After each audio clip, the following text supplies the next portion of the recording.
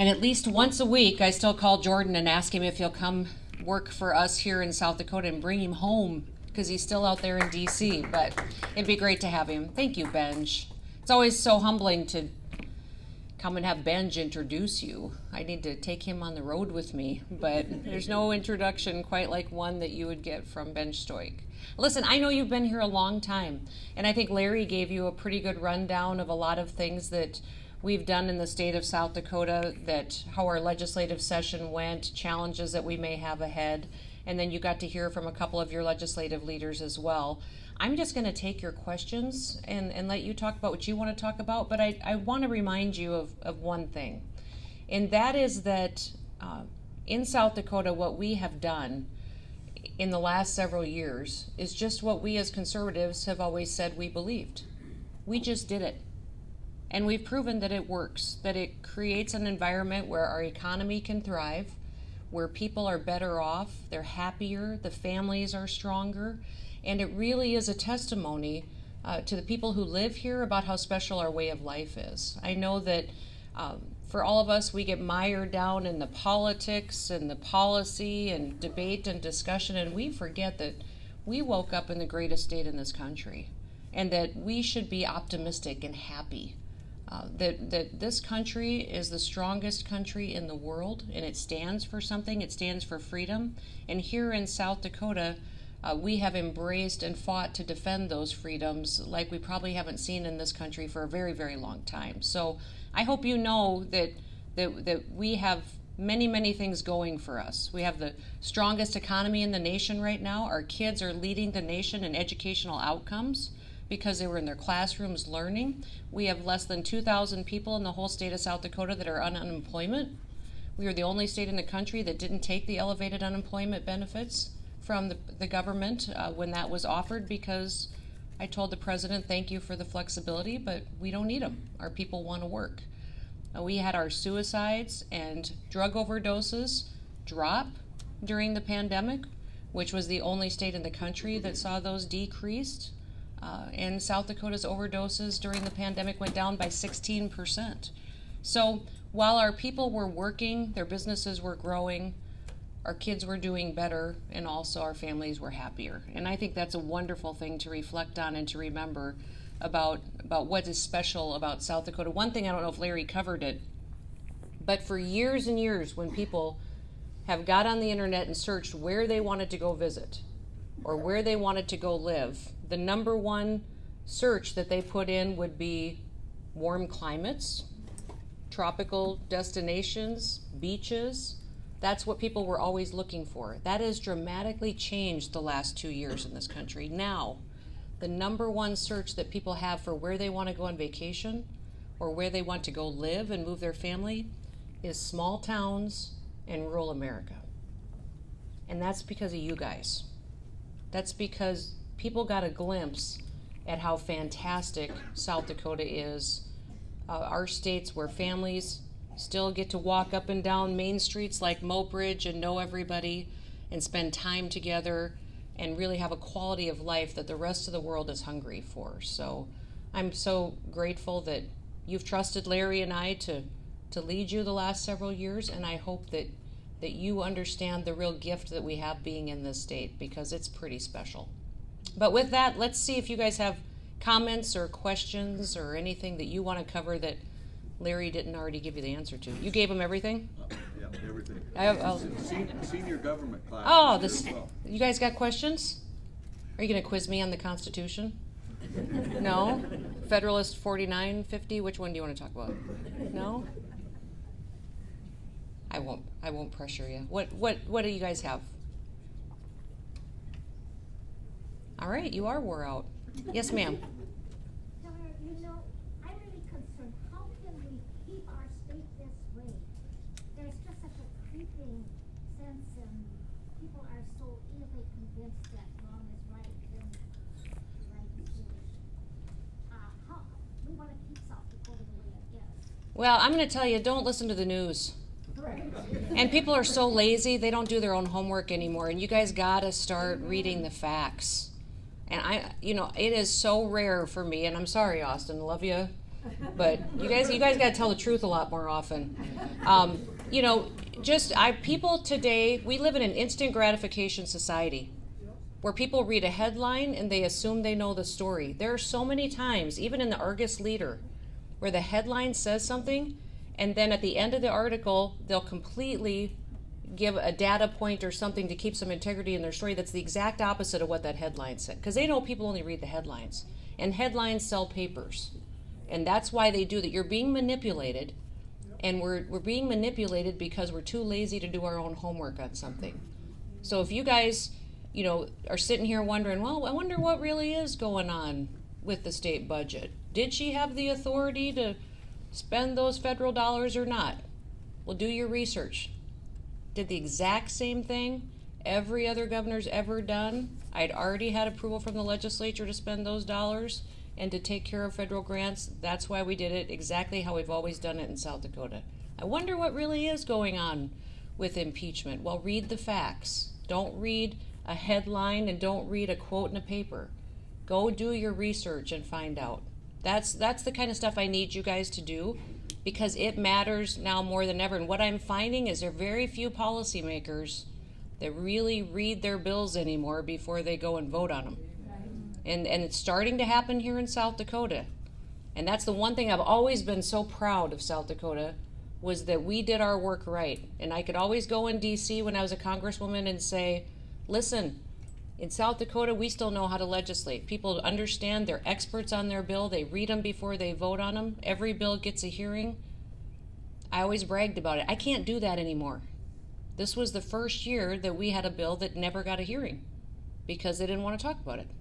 So it never even gave it a chance to be debated. It's the first time that I saw legislators on the last couple of days of session vote on bills they had no idea what was in them. They just wanted to go home because they were tired. So listen, that's the research you have to do, because I want to keep the integrity in our government, and I think it's important that we do.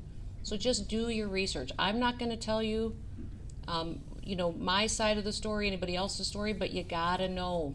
You gotta know what's going on with the state so that we can keep it special like it is. Yep. Governor, we appreciate the direction you're taking us in the state. And we love you and you're in our prayers. And I have a question on critical race theory.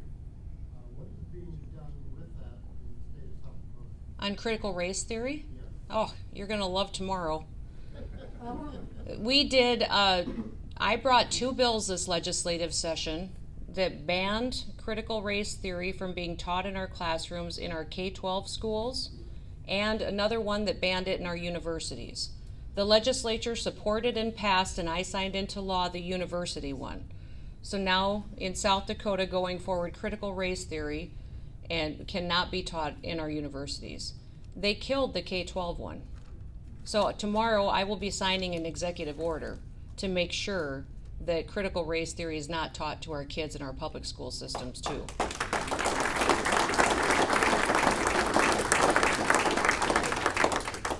And critical race theory, because I got into a discussion with the tribal council members and the president of the Pine Ridge tribe, because they came to the residents and we were talking about a lot of things, because they're the tribe that banned me for a period of time, and I never really understood why.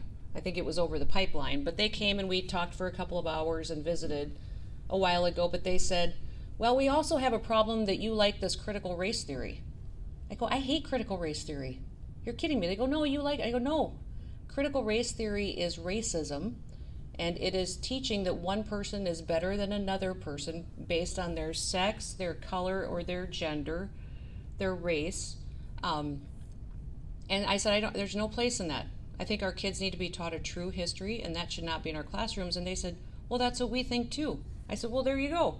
That's the problem with when people don't talk to each other, and we don't have conversations, and people you don't realize you probably agree on 80 to 90% of the stuff. And knowing what critical race theory is, and that it has its background in Marxist teaching, should tell us that we don't want it in our public schools. Yes, sir. Thanks for everything you do. But I got a couple things County, which is in a lot of counties. What do you think can be done to try to help out there? Well, we're looking at that. The legislature did decide to do a summer study. I don't know if you guys talked about this yet, but we have about $800 million in prisons that need to be built in the state of South Dakota. It's a lot of money. But frankly, we are just a year or two away from really being in a situation where we won't be able to house people safely anymore. And you guys have challenges at the local level too. So this summer study the legislature will be looking at if there's ways we can partner. Everybody should be aware that local county jails have different regulations that have to be followed than state penitentiaries and state facilities. State penitentiary and facilities have different regulations than federal prisoners have. So even federal prisoners have to be fed at different times, be in different rooms, be handled differently than state ones need to be, than local ones need to be. So the reality of putting all three types of those types of prisoners in one building together and being able to run it efficiently might be a challenge, and that's really what we have to figure out. But we're looking to see if addressing the needs that you guys have, but if regional facilities would work in a way that we could share the costs with the state and get it done that much quicker. Because I think you guys had a bill for that, right, during the session, Charlie? Yeah, we did. Yeah. So that's one of the reasons some of those bills didn't get signed this year, didn't get to me, was because they know that we're going to be working on it and coming up with it in the future. We did put 14% of our state budget into reserves. Typically, we only put 10% in. We did 14 this year, which was what I asked the legislature to support, recognizing that we've got all these costs coming, with having to build prison facilities, so that we'll have some ability to partner with you to address those needs. Yes. Just a couple comments, Governor. Wish I'd have wrote down, for those that know me, know that I talk to a lot of people, and talk to a lot of people that are out of the state. And I wish I'd have wrote down how many people said they wish you were their governor. Oh. It would have been quite a list, so. Well, I just hope you want me to be your governor. I hope you guys want me to be your governor. I want to stay. Right. And the other thing is when I vote for you again for governor, I want you to remember that I want you to work hard for me every day to keep the federal government out of my life. Mm-hmm. I think Yeah. that's the biggest thing that bothers me of everything going on, because I have family, grandkids, and I'm more scared of the federal government today than I have Yeah. ever been. Yeah. And I hope that you continue. Benj told us how hard you work, and Yeah. I believe that. Yeah. But I hope that's the number one thing going forward, is keep them out of here.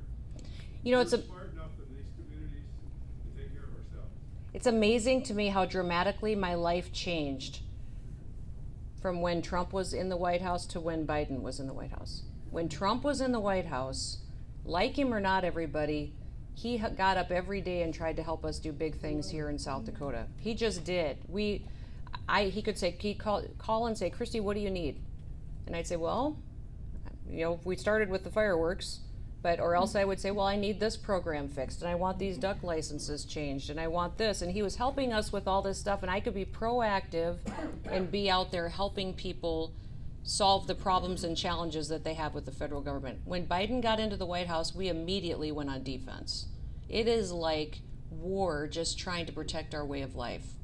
I'm suing the federal government over so many issues right now, just the litigation to keep the Constitution specifically granted limited powers to the federal government, and the vast majority of them are given to the people and to the state governments to make those decisions that are best for their people. The best thing that President Trump ever did was that as governor, he let me do my job. He let me do my job. If Biden had been in the White House during COVID, he would have absolutely forced us out here with military and police to close every single business and lock doors on schools.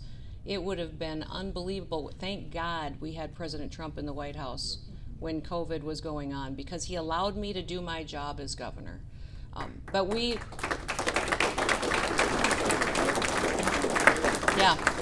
When I ran for governor, you guys probably remember there was 4 things that I said that I was going to do, but one of them was to fight the federal government. And unfortunately, I spend not a majority of my time, but I bet 50% of my time fighting regulations they send to us, things that they tell us that we have to do. The Keystone pipeline they shut down right away. They went forward and have been imposing mandates on our social programs that we don't want to follow, imposing health code items through our health department that we don't do, mandates. So it is a big part of our life now is fighting the federal government. Yes. What's the good news on the pipeline? Well, I don't know. Have you guys, I filled my truck yesterday, $150. I made a statement on the news that it was costing a farmer who's out there preparing his fields and digging another $5,000 a week to fill his tractor than it did a year ago. And you know what? Every national reporter went out there and tried to fact check me and prove that I was lying. If they spend 10% of the time trying to help tell the story of what Biden's done by driving those prices up as they did trying to fact check me, we wouldn't be in this situation. So we don't have any progress on getting the pipeline back online. We were very close. I was very disappointed the company pulled all their efforts out, because we were very close at the time to getting Canada to sue the United States over it, because they had invested a lot of time and money into getting that infrastructure in place. So we will keep it there, keep talking about it. What Biden has done by shutting that down, by green lighting Nord Stream 2, by encouraging opening up our reserves to use for our fuel supply, and then doing business with Venezuela. Dear Lord, could you ever project a weaker America to the world? It's unbelievable. And I tell people all the time, I have no doubt that if Russia wanted to come after the United States, we could fight them off. I just don't know if we have the chance. If China, Russia, North Korea, and Iran all blow up at the same time, can we do that? I don't know. But that's really the situation that President Biden is creating right now. Yes, sir. Thanks for setting the guard down to do the border control there and everything else. Are we getting any of those border illegals up here in the state? Not that we know of. We monitor them and we work with our nonprofits. How they're doing that is they're bringing them across the border, and Border Patrol is immediately turning them over to nonprofits. So, and a lot of them are ministries like Catholic ministries, Lutheran social services, all of that, and then they put them on planes or buses and relocate them everywhere in the country. So my way to monitor that, because this federal government is not telling us who's coming across the border, and they're not vetting these people, is to stay in constant communication with our nonprofits that would facilitate that. So not that we're aware of, and we've had to be very direct. There's a lot of these nonprofits that get state grants and federal grants, and I've just said, listen, you won't have a contract with the state of South Dakota if you're bringing illegals into this country. You just won't.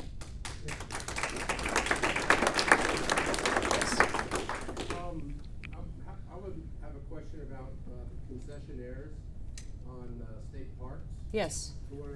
How we could better communicate with upper levels to where we could talk about concerns that concessionaires have on the river. Oh, absolutely.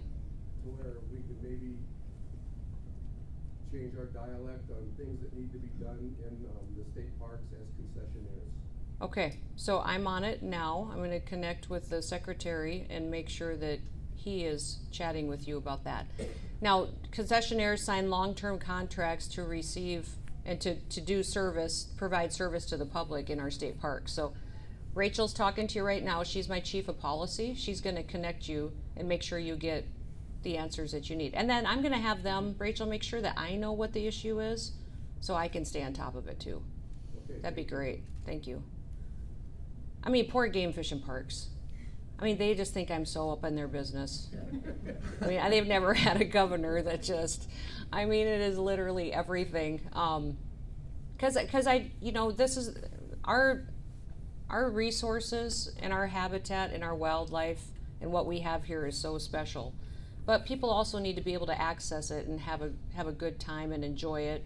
And they just happen to have a governor that's very passionate about hunting and the outdoors and also service to the public. So let me stay on top of it. Kevin's just like, oh dear Lord, she's gonna text me again. Yes.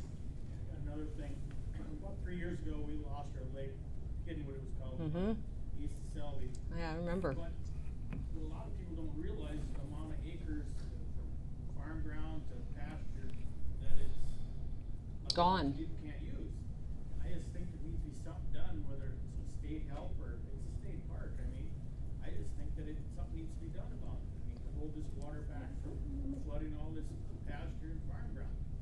Yeah, that was life-changing when that dam blew because of the flooding that we have. And so it's been a big topic of debate. I can talk with you afterwards, too, about the plan for that, because it was debated for the last couple of years on what to do and repairs, and if there was agreement even, in the local communities on how to approach it. But yeah, it flooded a lot of land right away, and then now limits access to other land, too. People that were able to utilize that area just can't.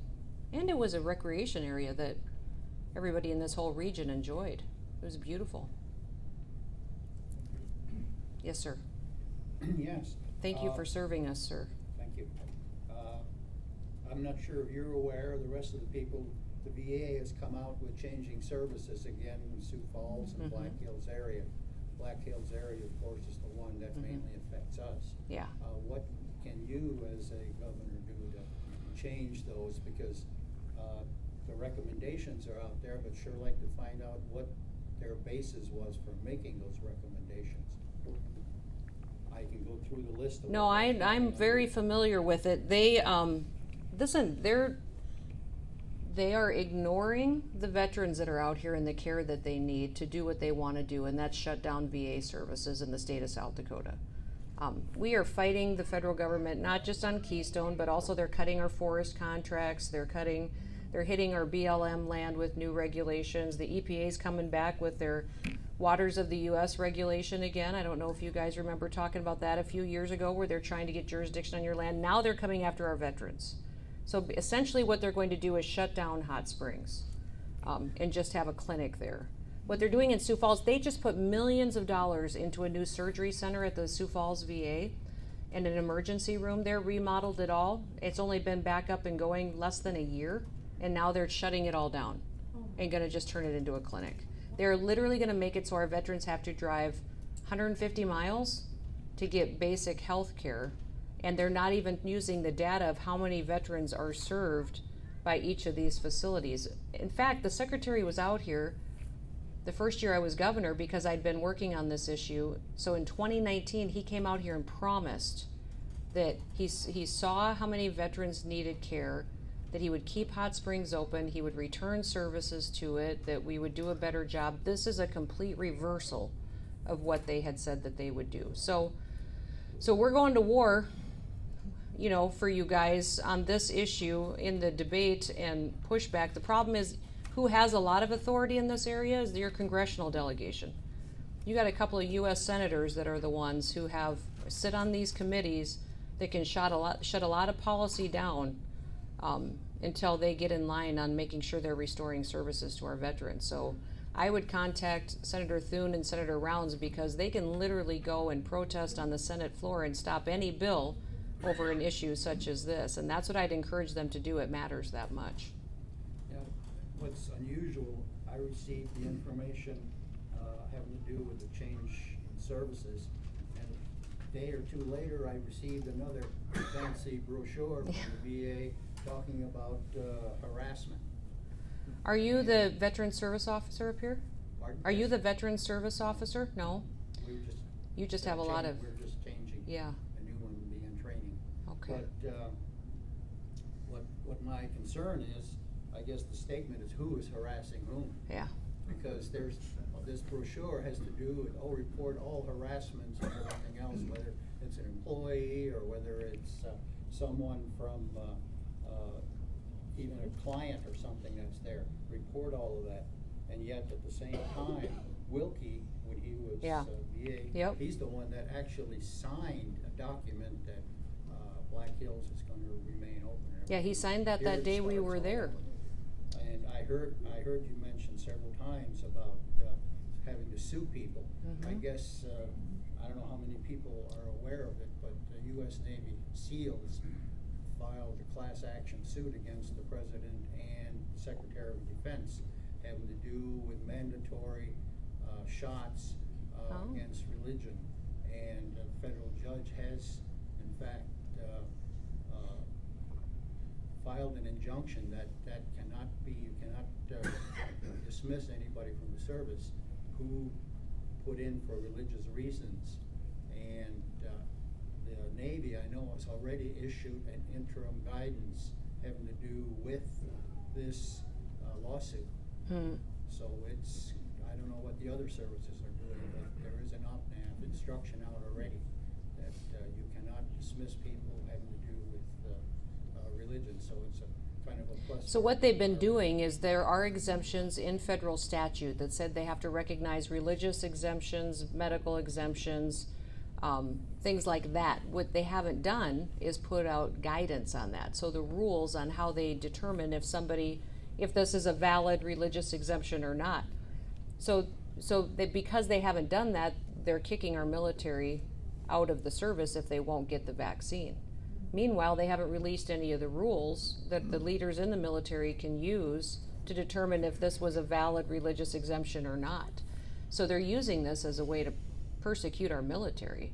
And by not releasing rules and guidance that people can follow, therefore there's no option except to kick them out if they don't follow orders. Just one other item go along with that. You wonder how many man hours are lost because from the Navy side, every exemption request had to go to Chief of Naval Operations. Yeah, that's right. So when you think about all the man hours that organization is putting into something that should never have processed. That's for right. far along. And listen, I think, outside of the military, if people want to get vaccinated, absolutely, that's a wonderful thing to do. If you don't want to get vaccinated, you shouldn't have to get vaccinated. It should be your choice. That's what this country is about. It's amazing to me. My brother went in the other day and was getting a lot of pressure to get the vaccine from his doctor, and he said, I don't have a problem with the vaccine at all. What I have a problem with is how hard you're pushing it. Yeah. Why are you pushing? He said, he said, how many times have you been vaccinated? And the doctor said, well, 4 times. And he said, well, listen, if I got vaccinated 4 times for the chicken pox and I still got the chicken pox, I'd be asking some questions. And he said, yeah, that's probably right. So because people have questions, doesn't mean that they should have to fall in line or get punished by the federal government. Yes, sir. What I want to bring up kind of depends on where you get your news from. Okay. Well, I want to let me add a qualifier here. Everything you read on the internet isn't true. I had to tell my mom that this weekend, so. News isn't true. Yeah. Last Rasmussen poll I saw said 82% had concerns about election integrity. 62% fairly serious concerns.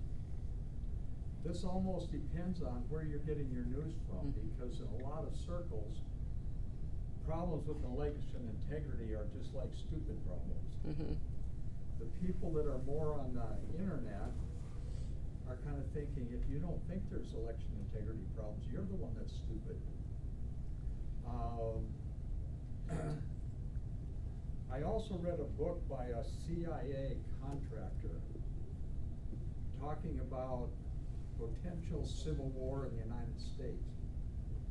And this person said it's something we should take seriously. They study civil wars all over the world.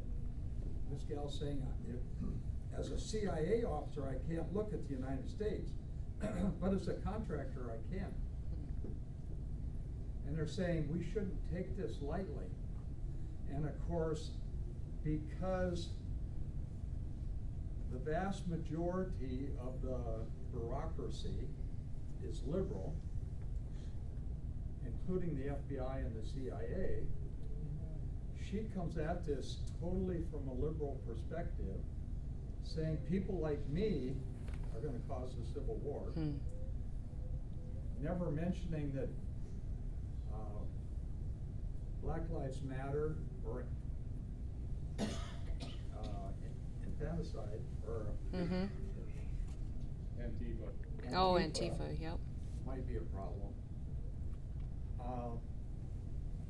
But my point kind of is, irregardless of what you think about election integrity, if, and this number keeps growing, and in the conflict between the media and the internet is winning.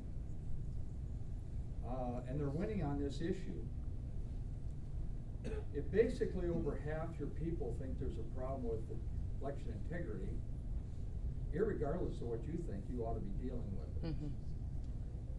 I think there should be a commission from the state that takes our election people that know the elections, that work with the elections, and they ought to bring the people that are challenging the elections, they ought to get them together and work together to figure out, okay, you say this is good, you say there's a problem here, let's look at it and see how we figure, how we count. Every person should be confident their vote counts, and other votes that shouldn't be there don't count.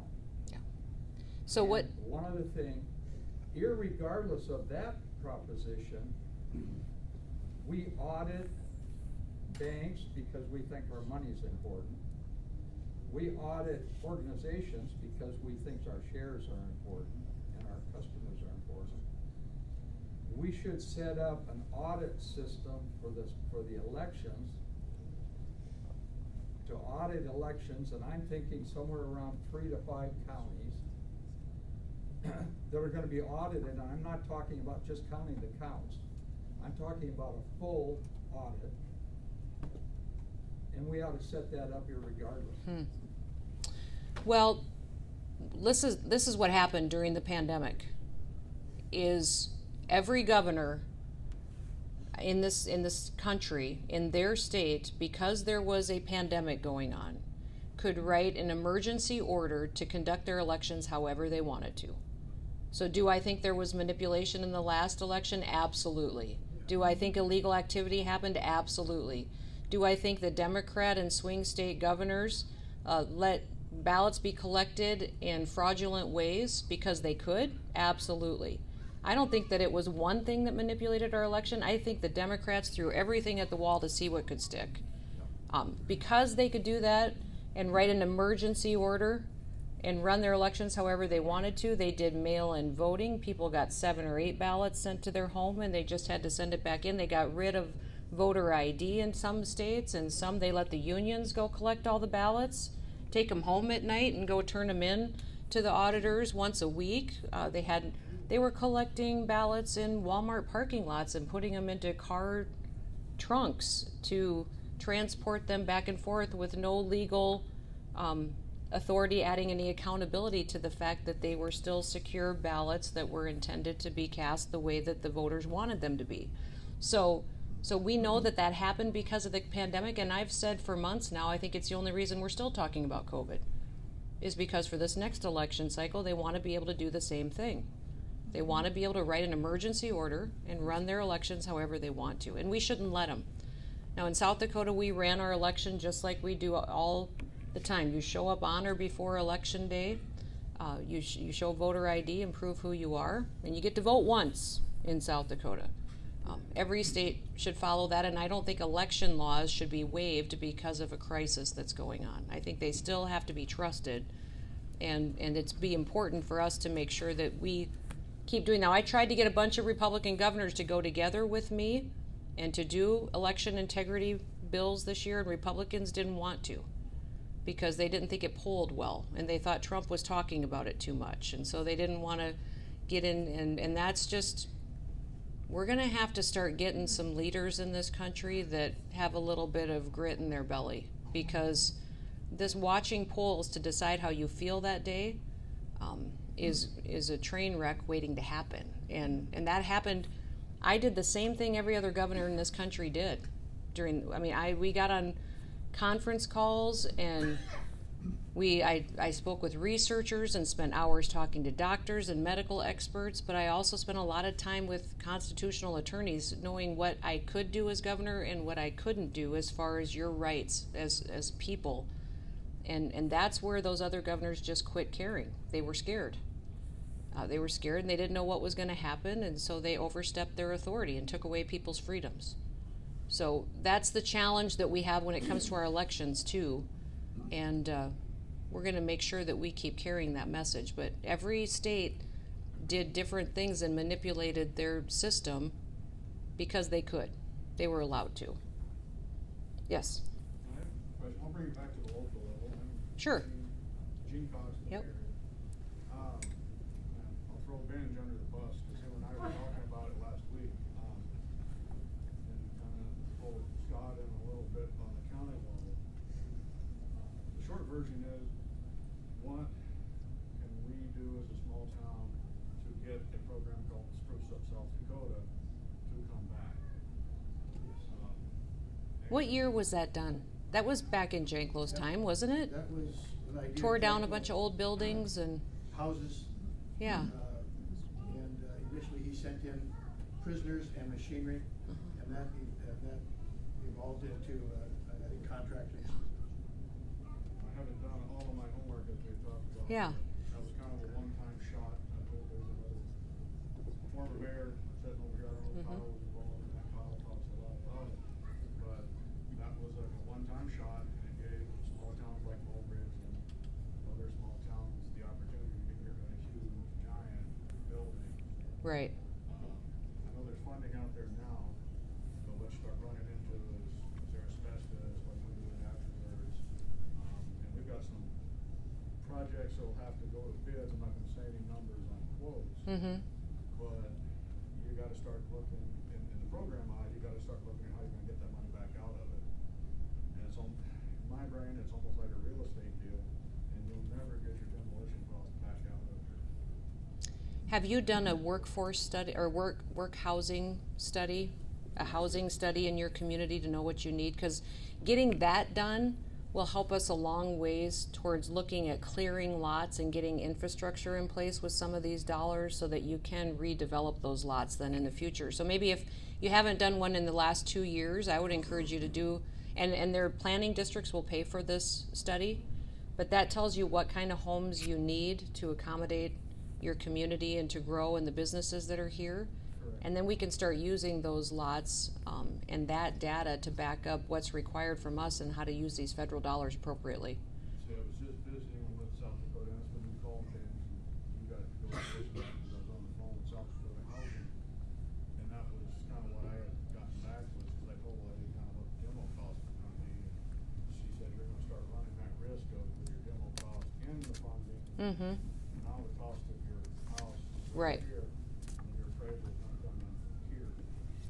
I just visited, Ted Dickey at NECOG over in Aberdeen, and there's some stuff through your governor, the economic development office. Mm-hmm. But there's a lot of stuff. And somehow I got to talk to Benj after that, and it just clicked, for a municipality.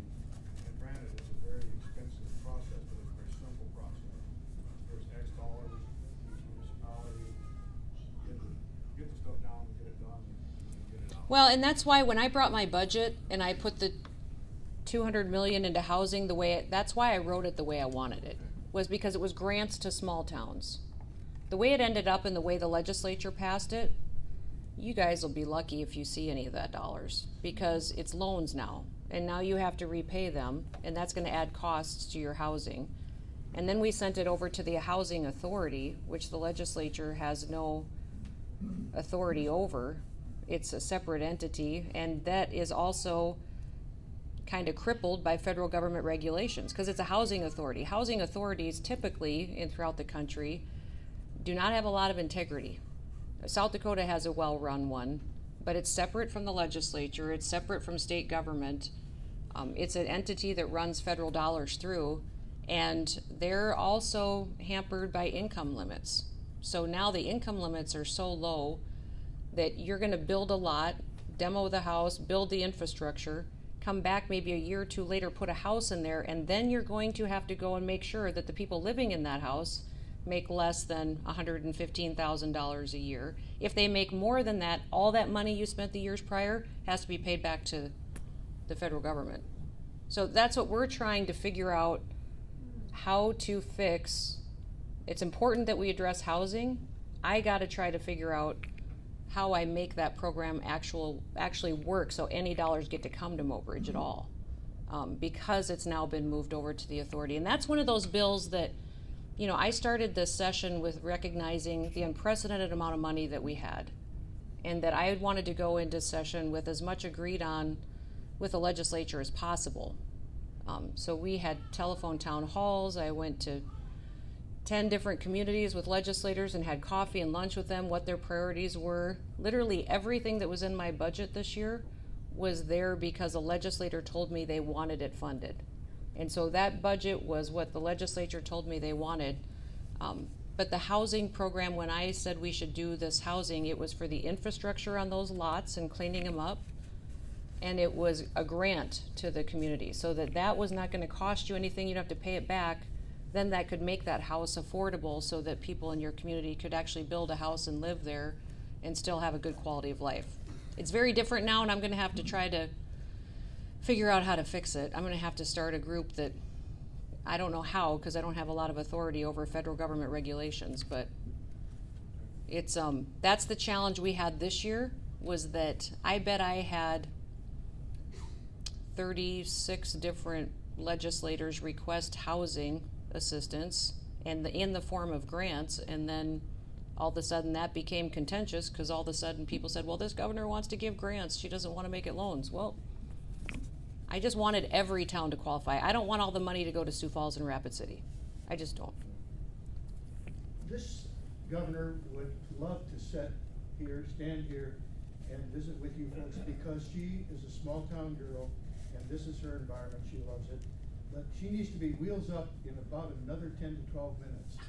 So let's take one more question, and then Mr. Weisbeck, if you and your students would gather up front as soon as she's done, we want to get a. Well, the only reason we're tight on time, and I apologize for being late as well because of the fog, but is we have our only rabbi in the state of South Dakota from Sioux Falls is in Pier waiting for me. We are going to do an executive order today saying that we are not going to take investments in the state from those who are anti-Israel. And so he is in Pier. We've seen anti-Semitic things burst up in all other states, and it's been tragic to watch what's happened with the targeting of specific races and groups. And the rabbi is so excited for today. If I don't show up for that too, he'll be disappointed in me, and I don't want that because we finally got a rabbi in South Dakota. We don't want to lose him. So, yes, sir.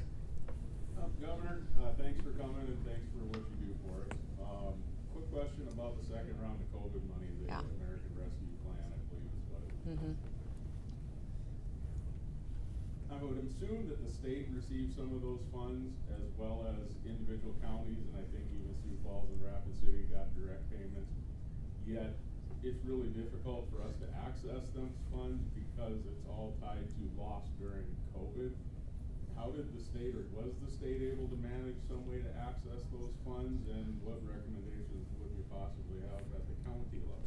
Well, there's dollars that came to the state that's completely separate from what came to a county or what went to a city. And then our tribes got special, separate dollars as well.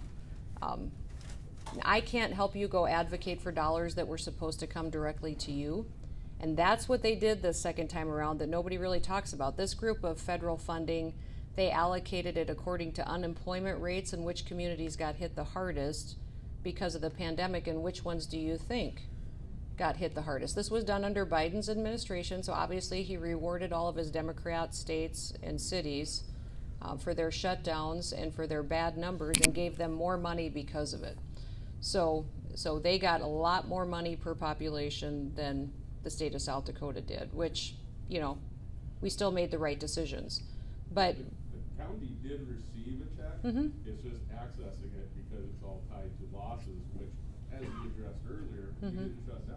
It's really hard to show a loss. Right. And actually, a lot of the cities were even up in sales tax revenues and things like that. Well, so let me find out why you're not able to access it, because my belief is if you got that check, if you have monies allocated to you already, you should have it and be able to utilize it. Well, it's just tied to a loss. You have to show a loss. So you aren't able to prove any kind of a loss. Not really. but there still should be a minimum that comes to you, even if some of that you don't get to keep because your loss wasn't that much. Let us work with you. We'll work with you on it. Because we've got some people that just, in our budget of finance and management, that make this their baby. They understand it very well. All right. Anything else? Well, thank you so much for being patient. Yes, sir. I just got a quick comment. Maybe it doesn't seem as important as some of the stuff, but it seems like when they repave the roads around here, I'm no engineer, but they're either not grinding them down enough or there's something they need to do to make the roads better, but it seems like a big waste when they repave a road and a year or two later they're already cracked up and rough and, I don't know. So give me a highway. When they're redoing the road, it's like, well, it'll be nice for a couple days or a couple of years. Okay. Give me a highway so I can point to it with my secretary. Drive to McLaughlin. Okay. Yeah. All right. It's kind of funny. My secretary of transportation too is probably pretty tired of me. Benj, I called him when we had bad weather on Wednesday afternoon, and I was going south out of Pier down to Vivian, and the roads were awful. I mean, it had probably 6 inches of slush on it, and it was just terrible. And I called up Rachel and I said, call Joel, who's the secretary of transportation, and tell him somebody's going to die out here. This is awful. We got to get the plows out here. And she called back and she goes, well, he said to tell you that road is closed. Because I'm like, oh, okay, well, only the governor would be out driving around on a closed road that was supposed to be. But I'll find out. Yeah, I agree with you. I feel the same way too. And they're going to say some things about, the whole bed of the highway and our heavy equipment that we carry on it and stuff breaks it up that much faster, and they're not in the budget to redo the entire, but I'll find out for sure specifically. I feel that same way too. Well, Governor and Lieutenant Governor, thank you for remembering where rural South Dakota is for being